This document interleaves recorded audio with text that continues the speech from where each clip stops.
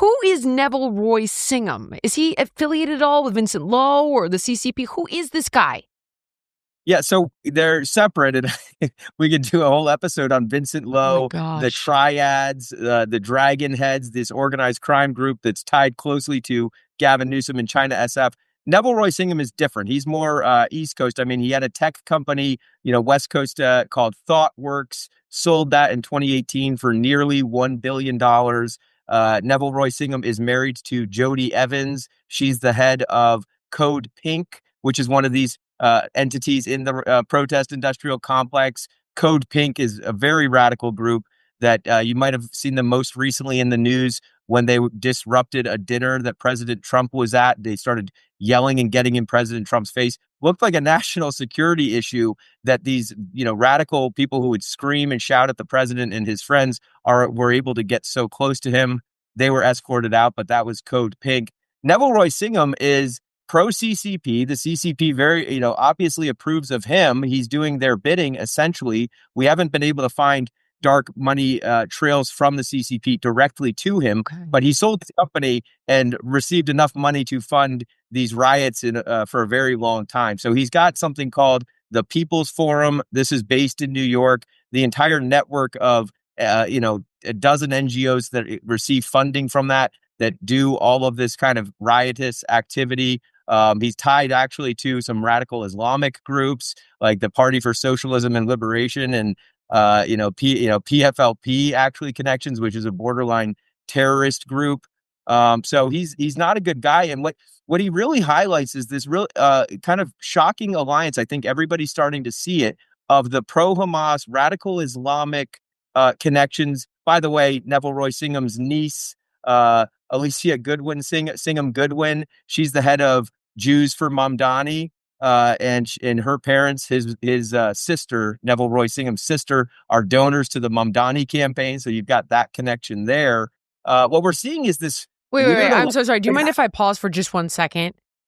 Is she Jewish? Not that I know of, but she's the head of a... Singham doesn't sound Jewish, but hey, it's 2025. Because I've been confounded. Just a sidebar. Confounded by the fact that 67% of young Jewish people under the age of 45 are for Mamdani. I'm like, how, when the guy celebrates the Holy Land Five who went to jail for giving millions of dollars to a terrorist organization called Hamas? I mean, it's alarming. So this is fascinating. These groups. And, just because they have the name Jews for Mamdani doesn't actually mean that they have a lot of Jewish support for Mamdani, but the numbers you cite are nonetheless alarming. But yeah, there's a ton of money coming from people like Singham. And so this alliance of radical Islamic, radical Islamists mixing with Marxists and pro-CCP Marxists, and getting groups like the Armed Queers of Salt Lake City down to Cuba for Marxist revolutionary training. There's a lot of Latin American connections in this alliance of Marxism meets radical Islam meets sort of World Economic Forum globalist connections. It's all in all un-American, anti-American groups. Right. Okay, so this is the part that I'm struggling with, and I want to go through the different arms of it. But do these people find each other? Is there some sort of evil villain meeting where that's how I'm how does Soros get involved with Neville Roy Singham, get involved with the Walmart heiress, get involved with, this is the Arabella network. Who the hell's that? That seems to tie back to Bill Gates in one way or another. So if we have this network of, let's say, evil villains, and I'm sorry, clearly, if you're funding chaos, you're not a great person. So with that said, is this an orchestrated effort, or are they all just I'll throw 10 million at this group, I'll throw 50 million at that group, and it somehow coagulates? I don't understand the connection between all these people. Yeah, I mean, there absolutely are, secret meetings where they get together. I write about them in my book, Control Oligarchs, which covers a lot of these guys. I start with, in chapter 1, the Good Club, and this was George Soros, Bill Gates, Ted Turner, even Oprah Winfrey was there, who was at the Rockefeller University in New York City in May 2009. they called themselves the Good Club. So, obviously they can't be up to anything sinister with a name like that. But they decided these guys, they're Malthusian. I mean, I don't want to throw too many curveballs at you here, but they decide that overpopulation is the number one problem facing the world that comes from Bill Gates himself. And they all pooled their money. So that's just one of the many meetings where they all get together to talk about kind of sinister stuff.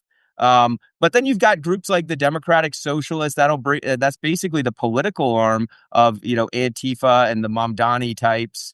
These radical progressives. You got Justice Democrats. That's behind, AOC and some others. So there are tons of groups. They all have annual meetings. They all, not every single one of the tens of thousands or millions of the members attend, but the big dogs do attend, and they pool their money. Absolutely. Now, there's plenty of groups where they just chip in, $1 million here or $1 million there, and maybe those groups don't attend the meetings. I mean, we've documented one of the most violent riots in recent years was down in Atlanta, something called Stop Cop City, where more than 60 rioters were arrested with charges like domestic terrorism, assaulting with deadly weapons on law enforcement, arson, stuff you've seen before, kind of like the stuff out in LA with the anti-ICE. Yeah. But they received money from the Tide Center. They received money from the Rockefeller Network, direct money to the groups that had executives charged with domestic terrorism and RICO-like charges. So it's not a huge, tangled web sometimes. Sometimes it's just direct funding.